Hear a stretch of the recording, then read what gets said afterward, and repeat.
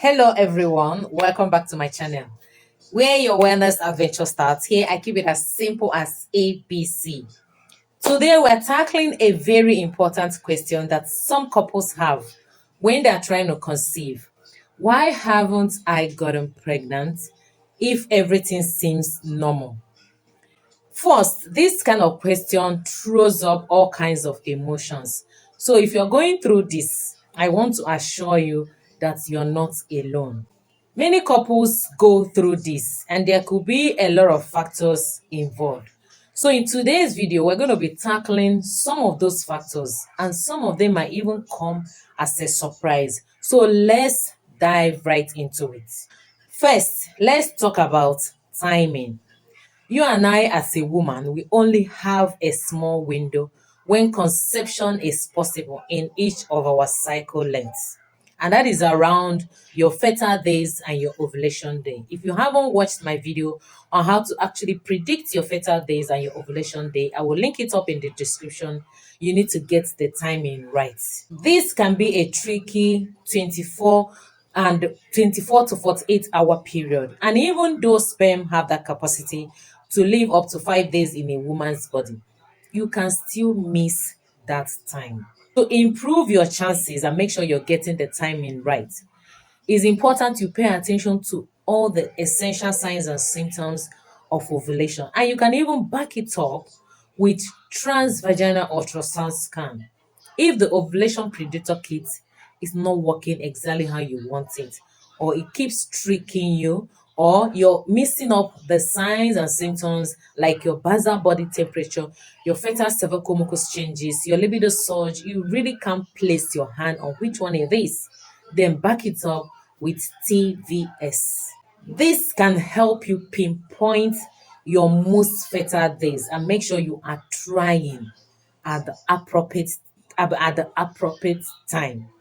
The next factor we're going to be tackling today is stress. And this is not the first time you're hearing that is not helpful when it comes to you conceiving. Not just stress on the woman's part, stress on the man's part too. Because the interference that comes with stress doesn't just impact the ovulation, it equally impacts the sperm cells. So the same degeneration, the same oxidative damage that can happen to egg quality can actually happen to the sperm quality. So you want to make sure that both of you are not completely stressed out, both in your emotional level, your psychological level, your financial level, body wise. Just maintain that internal atmosphere of calmness, serenity, being peaceful, and not fretting so much. Sometimes the stress is external stress, maybe your job, interferences, in laws. It's up to you to find a way to bring your stress level to the barest minimum. The next factor we're going to be looking at today is God's timing. The same way that you as a human being is putting up your own timing. Remember that in all of this journey, there is what is known as God's timing. We have several places in the scripture that actually backs this up. If you are a Christian, you will notice that some of the women that actually struggled to conceive in the Bible recorded that God Himself was the one that shut their womb for a particular period of time before He now opened it. So you want to make sure that you are aligning your own faith, your own timing with God's timing too. In other words, at the right time, with God's timing, that it will happen for you. That is why we don't judge our infertility cases just by what we are seeing. It's not all infertility cases that are as a result of demons, witches, and wizards attacking you. There are some that God have placed a demand on you that at a particular time, this is when it will happen.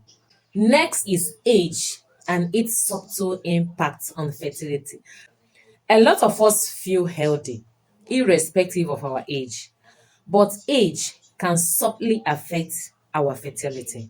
Women's egg quality and quantity decreases as they get older.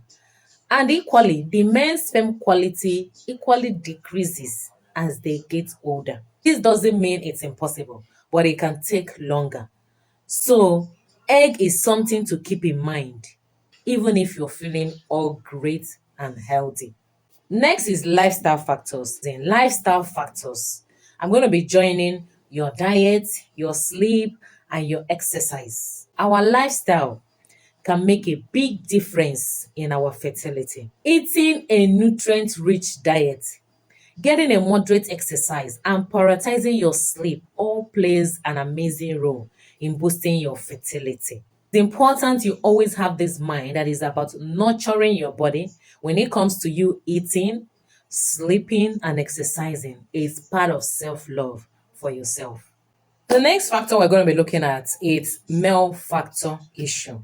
It's important for you to remember that fertility is a shared journey. Many a times, we women we carry it on our head, thinking that it's only us that this thing depends on. No, it does not depend on only us. Sometimes a woman have run several tests and it going to years, the man has not done a single test. Let's remember that the sperm quality is important. This is where the motility is considered, the volume is considered, the viscosity is considered, the count is considered. So many a times, the man's lifestyle is equally impacting this his male factor. His diet, his stress level, and his environmental exposure in terms of toxins. So it's important he get himself checked out too and make sure that everything it's in order. And even if things are not in order, he can still put himself in order. I've made videos on how to boost your sperm count if you're having issues with it. Certain health conditions that are not related to fertility can interfere with your ability to get pregnant. For example, thyroid issues, chronic anemia, they can actually interfere with your ability to get pregnant. So you want to make sure you have effectively treated yourself before complaining that you are not getting pregnant. Even if you have such issues, they're not the end of the road. There are ways you can go around it to come out of it. Next is hormone imbalances that go unnoticed. Sometimes you're dealing with hormonal imbalance is well pronounced. You can feel the signs and symptoms. In fact, tests have ascertained that you are dealing with hormonal issues. What about the ones that tests can't ascertain? Subtle hormonal imbalances, like when your prolactin is misbehaving, your follicle stimulating hormone, your progesterone, your luteinizing hormone, they can interfere with the ability to ovulate, get pregnant, carry that pregnancy to full term. Sometimes tests might not dictate it. Let's be honest here. You as a woman, you know how you're feeling.